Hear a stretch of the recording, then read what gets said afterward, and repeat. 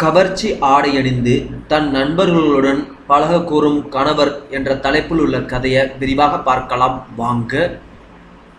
Modern என்ற மாயையில் விழுந்த கணவனின் மோகத்திற்கு தினம் தினம் பலியாகிக் கொண்டிருக்கும் மனிதி நான்.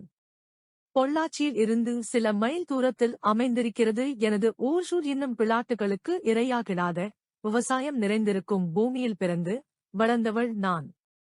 சுற்றிலும் மலை தென்னந்தோப்பு என என் நாட்களில் திரும்பிய பக்கமெல்லாம் பச்சை பசேல் என்ற போர்வை போர்த்தியது போல தான் இயற்கை காட்சிகளை கண்டுள்ளேன். கூத்தாய் மொழி தமிழிலேயே பள்ளி முழுக்க பாடம் கற்றவள்.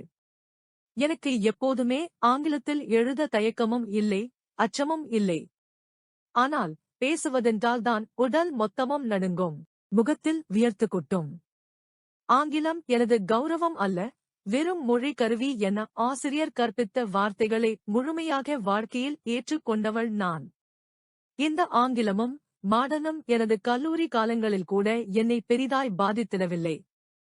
எப்படியோ கல்லூரியை தாண்டி வந்தாயிற்று. இனிமேல் என்ன என்றிருந்த எனக்கு அப்போதுதான் பேரதிர்ச்சி காத்திருந்தது, திருமணம். என் வீட்டில் நான் கல்லூரி பயின்று வந்த நாளில் இருந்தே எனக்கு மாப்பிள்ளை தேடி வந்தனர். எனது அதிர்ஷ்டம் அப்போது ஜாதகம் சேரவில்லை என பெரும்பாலான வரன்கள் தட்டிக் கழிந்தன. ஆனால் கல்லூரி முடிந்த 6 மாதத்தில் ஒரு நல்ல ஜாதகம் ஒத்துப்போனது. மாப்பிள்ளை சென்னை, கை நிறைய சம்பளம், எங்க ஊரை சேர்ந்தவர்தான். ஆயினும் சென்னையில் செட்டிலாகிவிட்டார் எல்லோருக்கும் பிடித்தது. பெற்றோர், உறவினர்கள், அக்கம் பக்கத்து வீட்டார் என அனைவருக்கும் மாப்பிள்ளையை பிடித்தது. மாநிறம்தான் எனிலும் பார்க்க ஆஜானுபாகுவான உடல் தோற்றம் கொண்டிருந்தார்.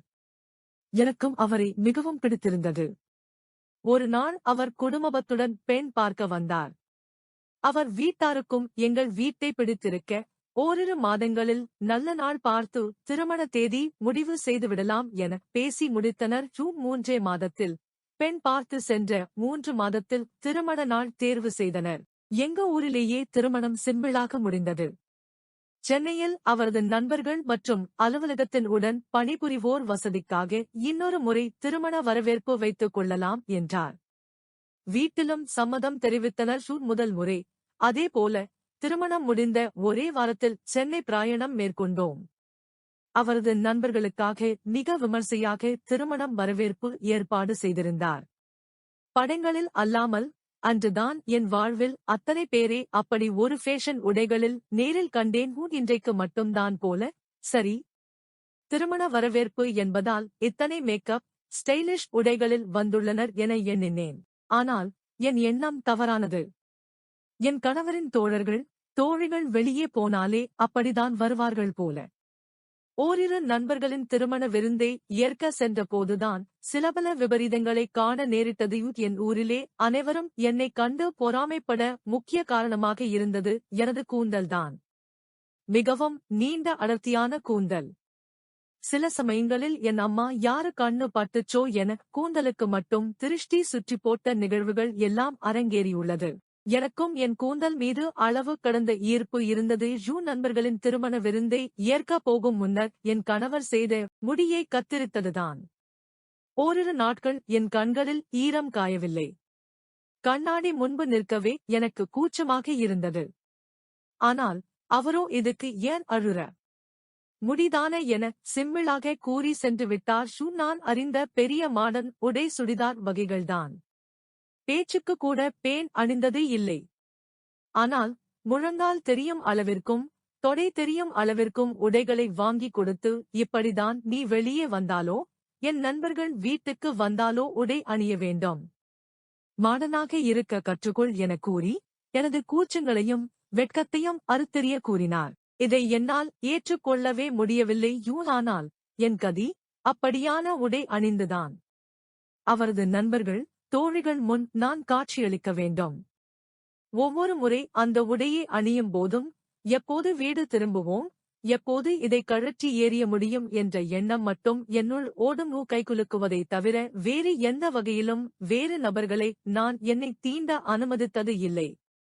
ஆனால் சோஷியலிசம் என்ற பெயரில் ஆண்களும் பெண்களும் கட்டிப்பிடித்துக் கொள்வதை தவறென கூறவில்லை.